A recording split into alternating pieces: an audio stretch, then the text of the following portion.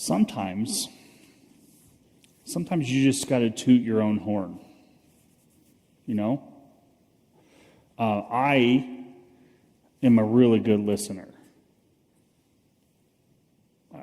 I think so. I'm pretty good at, paying attention to what is being said and what's not being said and the subtext and all of that. I'm a really good listener except for when I'm not. I'm a really good listener when I'm more focused on hearing what's being said than when I am focused on responding. I'm a really good listener when I am not distracted by the alerts going off on my phone or the activity going on around me. I'm a really good listener when I'm not overwhelmed and when I'm not stressed and when I'm not tired and when I'm not overworked. Anybody can relate to that? I think we all have this capacity to really pay attention. There's all kinds of, especially when it comes to marriage. There's all kinds of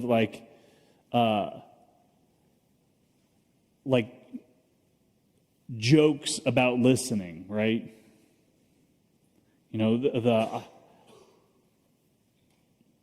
My wife says I don't have has never said that I don't listen. At least I've never heard her say that. Something like that effect. I've never heard her say that. Have you ever had an experience where someone asked you a question? We do this, we do this all the time. And I don't know, it's we have this way of pleasantries with people. Hey, how are you doing?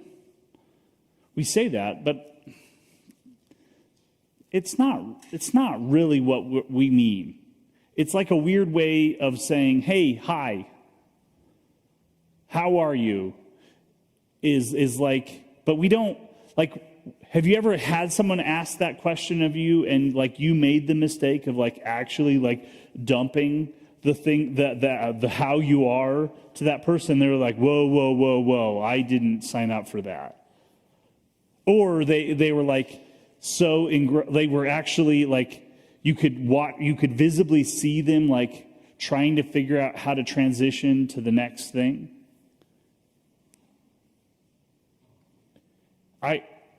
Part of my job as a pastor is listening.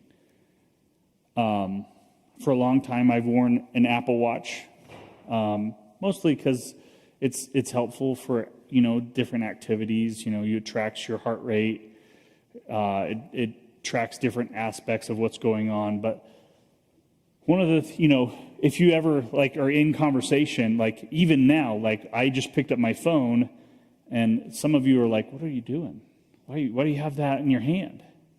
If you're in conversation with somebody and you pick up your phone, all of a sudden, there's this almost internal, not written response that oh, okay, that's what we're doing now. But what I realized is that when wearing an Apple Watch, you'd get a notification that comes in on your Apple Watch. And the only thing that's more off-putting than you picking up your phone is you looking at your watch, because the nonverbal that's communicated when you look at your watch while you're talking to somebody is, I got to get out of here. I don't have time for this.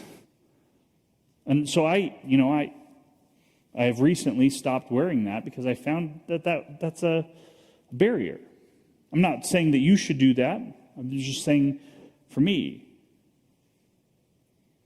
I pride myself in being a good listener. And yet there are times where my kids come to me and they need to talk. And I I hear them, and like we shortcut that whole thing, and we're like, oh, this is the solution to this problem, right? You ever been there?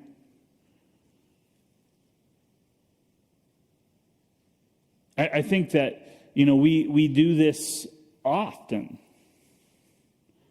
We assume, and some of this has to do with our close relationships.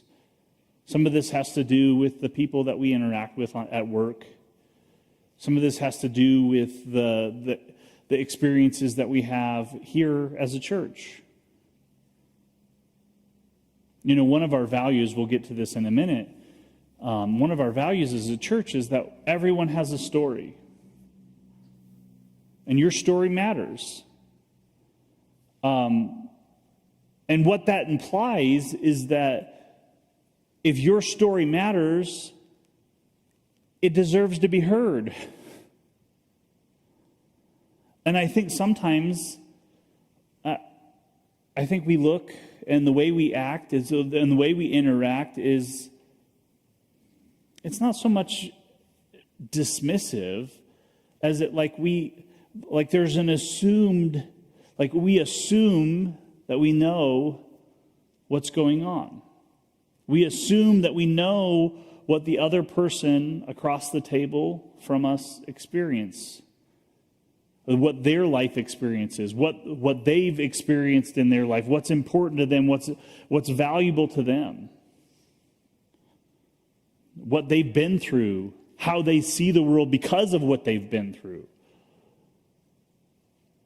So we've been talking about these practices that we do together as a church, as a community that form us into who we are, that form our identity, that form what it means for us to be a church.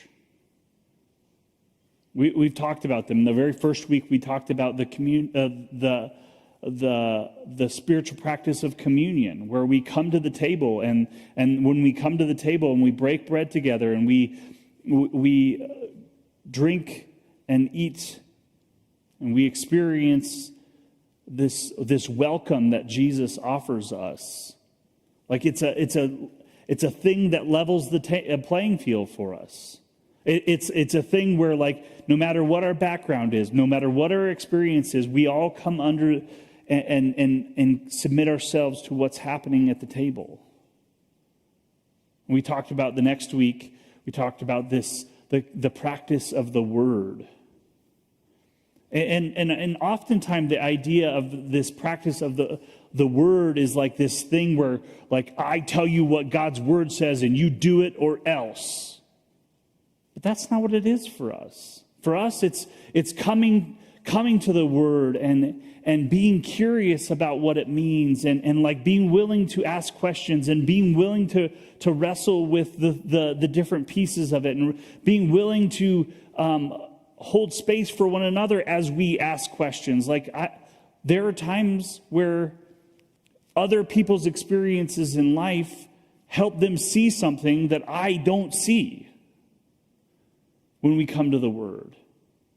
And so that practice of coming to the Word it's a communal thing. It's not just me talking at you because I'm the one who has the microphone. It's this thing where we come together and we are challenged by what God is doing among His people.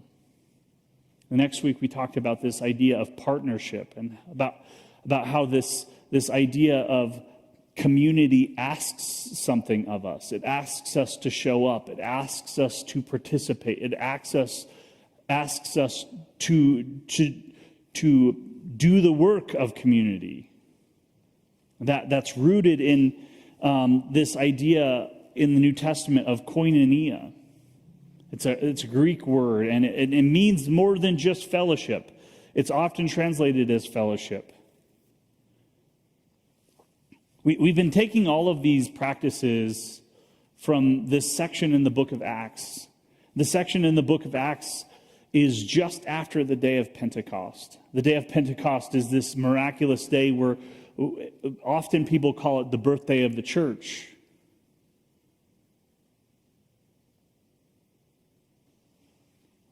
And these practices we've come together, and we talked about after fellowship, we talked about prayer and about how this idea of prayer is like it's more than just a conversation, and we talked about it through the lens of the prayer that Jesus gives his disciples on the Sermon on the Mount, the Lord's Prayer, about how radical and profound that prayer was in its time. Last week we talked about generosity, about open-handed generosity, about this idea that in the New Testament there's this idea that we learn to hold the things of this earth loosely. And about how fear often makes us clench our fists and hold on to the things that we think that are ours. And about how the gospel challenges that idea. We talked about what that looks like and how that affects. And this week, let me just read this passage again before we jump into, and I'll show you where I'm finding this idea, this practice as we go through it. This practice for this week. They devoted themselves to the apostles' teaching. That would be where we find the word. And to fellowship, that's partnership. To the breaking of bread, that's the table. That's communion. And to prayer, obviously that's prayer. Everyone was filled with awe at the many wonders and signs performed by the apostles. All the believers were together. That's also fellowship. That together in common, same word that's being translated as fellowship up above. But then we move into this section. They sold property and possessions to give to anyone who had need. This is, again, that's also part of that partnership piece. And then it says, every day they continued to meet together in the temple courts. They broke bread in their homes and ate together with glad and sincere hearts.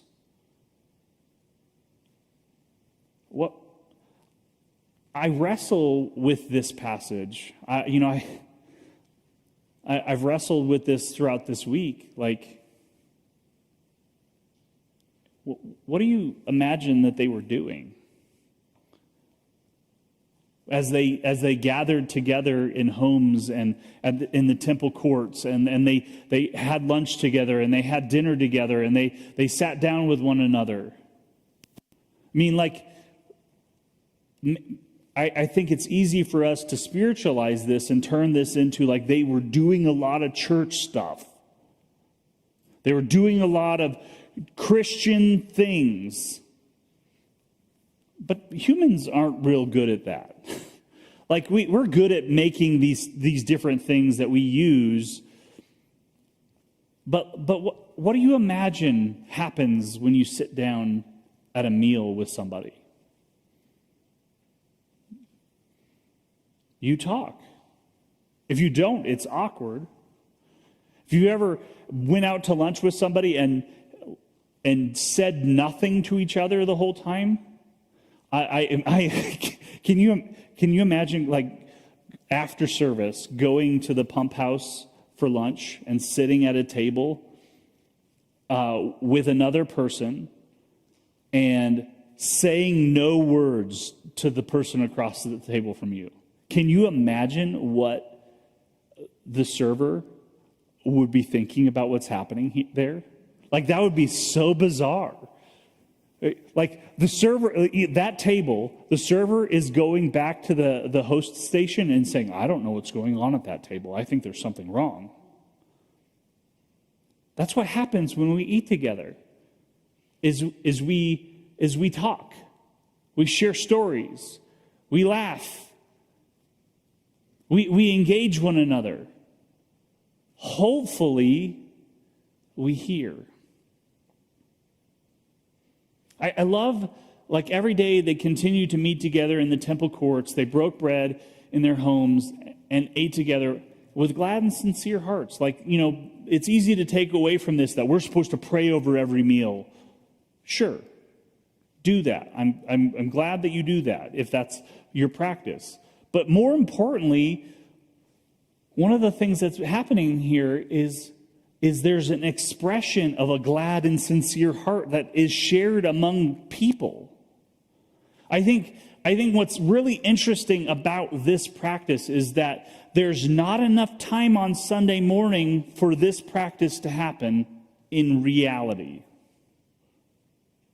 So like they would meet together and they would do all of this stuff that happens on when they gather for worship and do all of this stuff.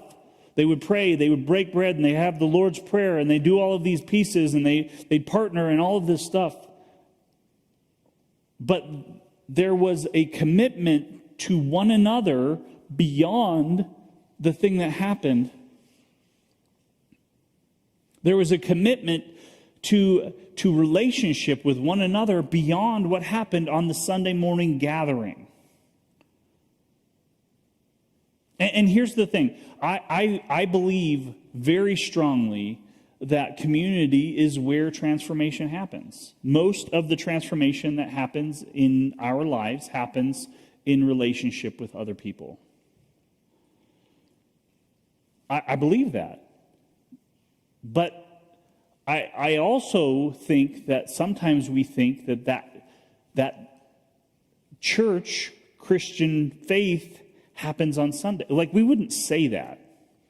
That's not how we talk about it, but in some ways that's how we live. I have some greasy fingerprints on my glasses.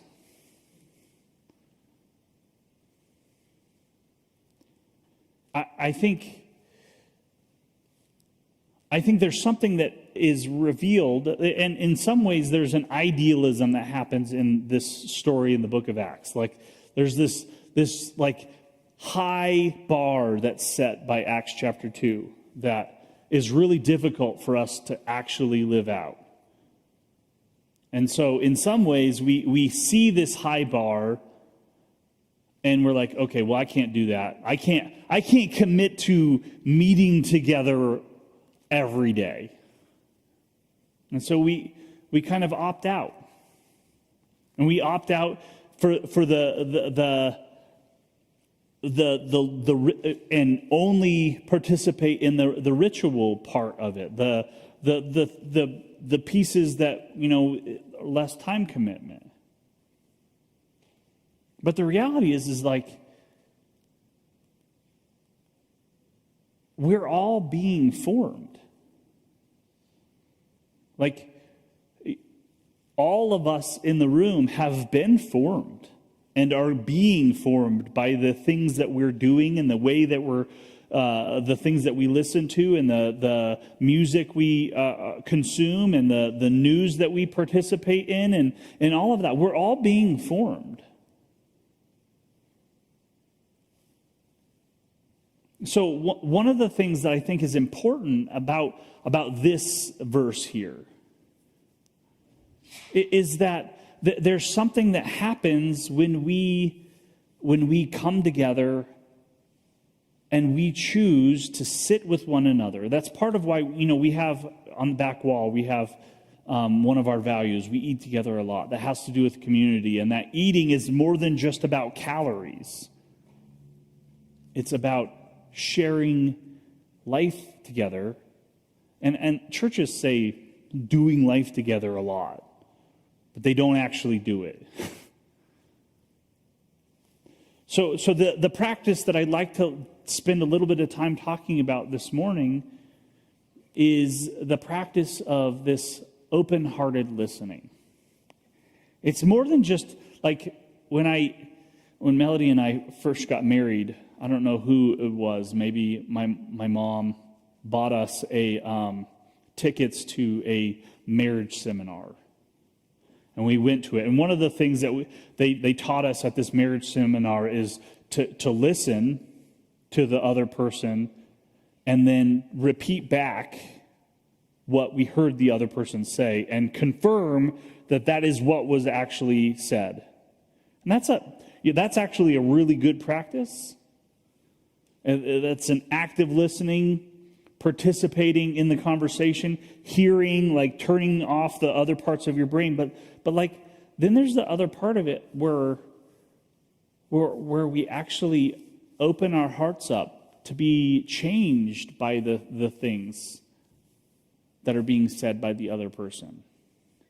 Like if you hear your wife or your spouse pour out their heart, and then you just reflect back the bullet points of the detail, the to-do list from what they're saying, I think we might be missing the point. So there's a couple of things, a couple of verses I'd like to look at.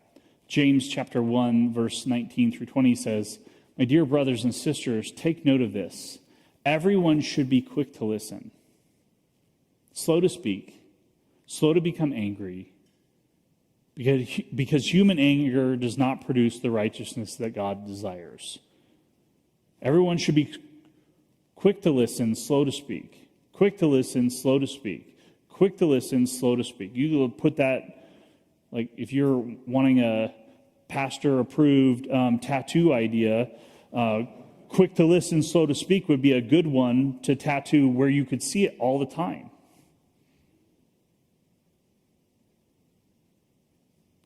We're not great about that.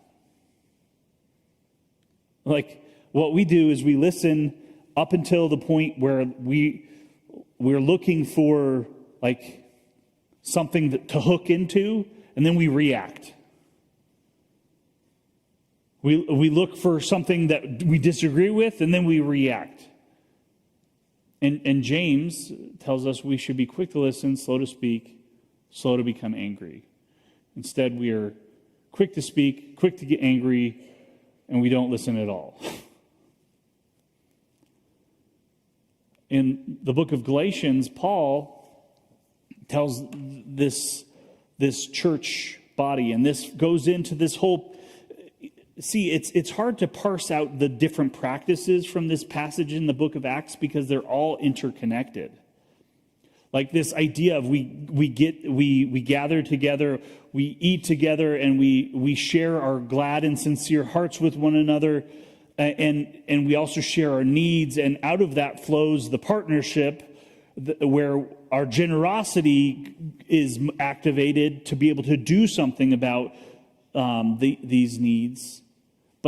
But Paul says to this church in Galatia, he says that we should carry each other's burdens.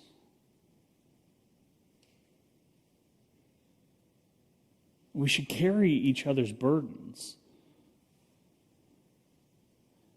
There's something that happens when I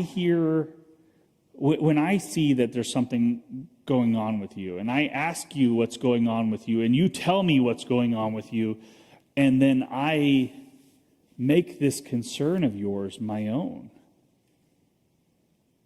There's something that changes about how I see you. And it's not that I see you because you have these burdens, I see you as weak. No, I see you as human.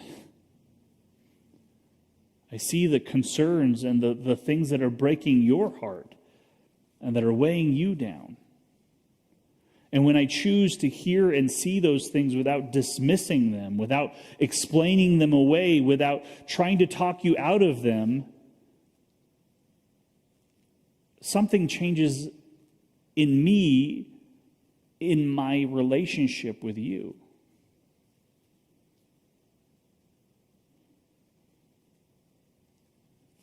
Recently, I've been absolutely fascinated with the theologian Dietrich Bonhoeffer. And Dietrich Bonhoeffer, the two seminal works that Dietrich Bonhoeffer writes are a itty-bitty little book about this thick called Life Together. It's about community and practices of community. And then the other one that he writes that is more well known is a book called The Cost of Discipleship.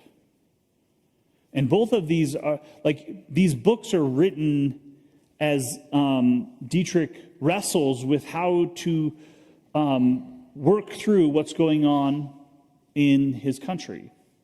Dietrich Bonhoeffer is a German theologian that wrote during the Holocaust. Most of his writing was prior to that. Most of his training was prior to that. But right before all of this started to happen, Dietrich was like this fairly traditional Lutheran theologian. Like, he'd been trained in some of the most prestigious German theological schools in devout Lutheran theology. And then he has like this crazy experience where he's too young to be ordained. He's finished his second PhD. He's too young to be ordained in the Lutheran Church. And so he goes to the United States. He comes to the United States to Union Theological Seminary in Harlem. And he encounters two things. The first thing that he encounters is a French theologian. And that's significant because this was not long after World War I. And I don't know, I have met very few people who could tell me what World War I was about.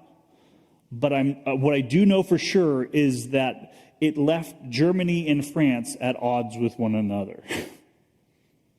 And so Dietrich, who is at this point in his life, very rooted in, he loves his country. And he wants the best for his country. And he has this encounter with this French theologian. And this French theologian has this crazy idea. This French theologian happens to not be Lutheran. And for Lutherans, the Sermon on the Mount is this thing that it's viewed in two different ways. It's viewed as this is one day what heaven is going to be like, on the one hand. The other hand, it is also viewed similarly to how Paul talks about the law, about how this ideal is presented for us to convict us of our sin. And this French theologian that Dietrich Bonhoeffer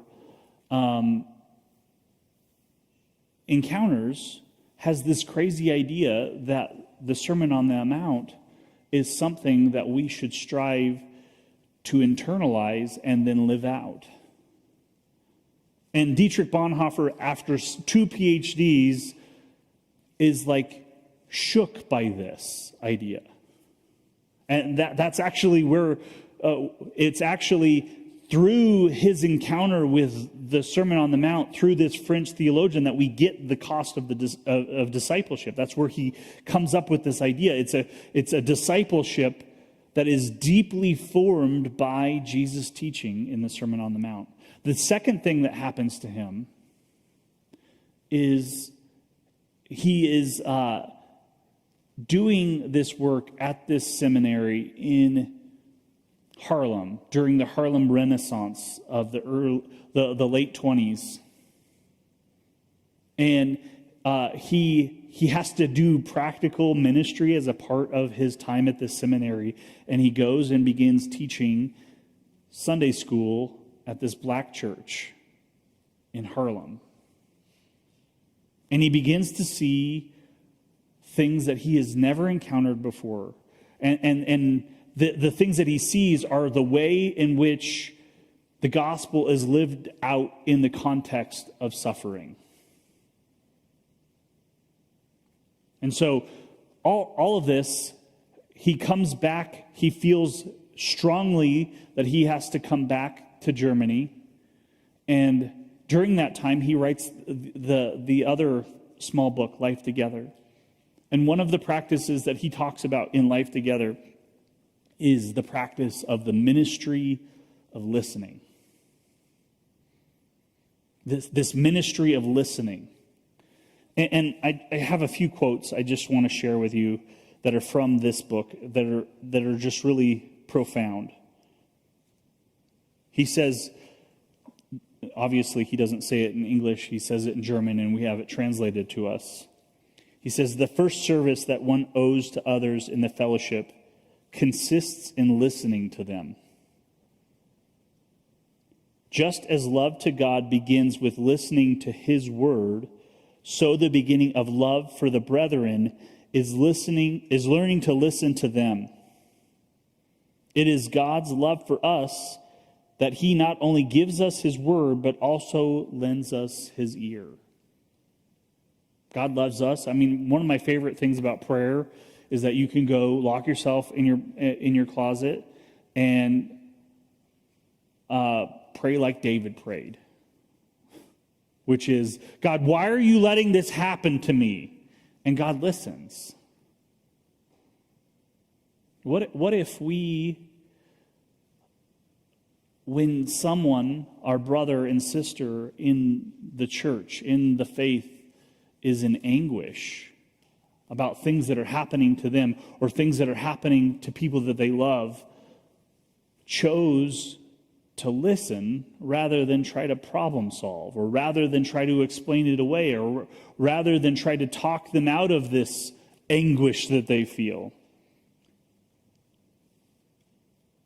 He goes on and he says, so it is his work that we do for our brothers when we learn to listen to him. Christians, especially ministers, so often think they must always contribute something when they are in the company of others. That this is the one service that they have to render.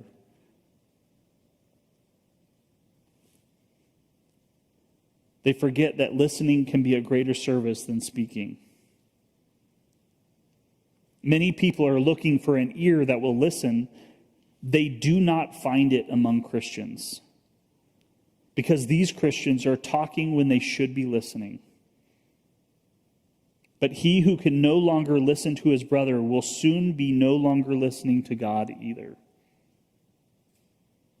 He will be doing nothing but prattle in the presence of God too.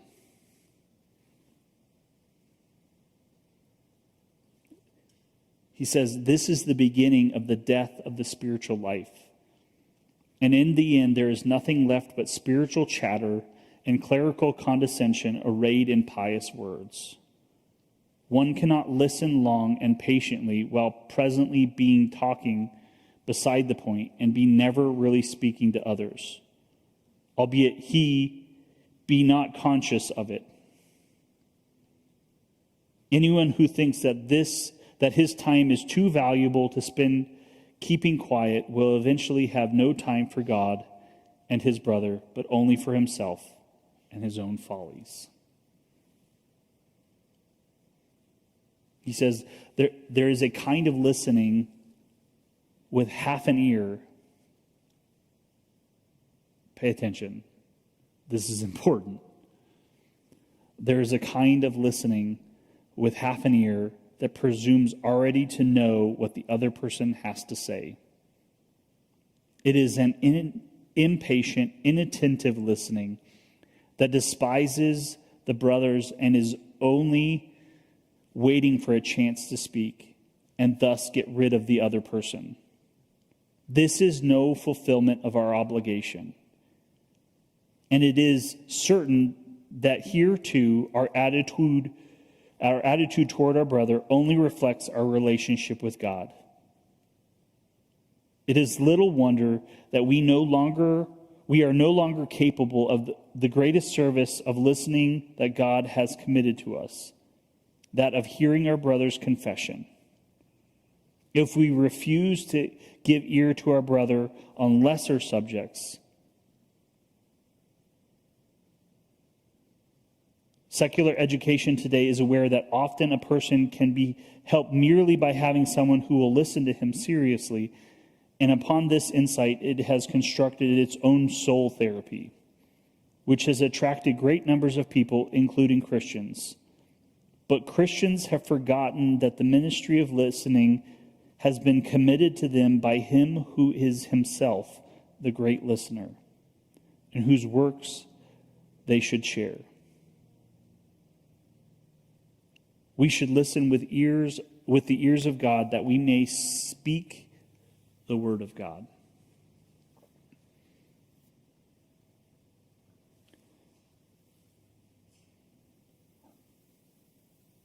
Everyone has a story.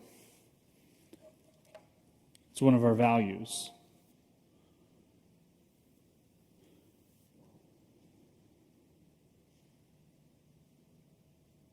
Everyone has a story. You have a story. You have a background. You have a history. This is how we define this everyone has a story value. It says we are all real people and we encounter real stories. We never assume to know where someone is coming from, and we're quick to listen. We genuinely revel in God's redemptive work in everyone, no matter their past or present. We are inclusive. I think it's one of those things, like we can have a value, and I can say that you have a story and you have a story and I have a story and you have a story. But the reality is that the important piece of that notion is that we hear each other's story.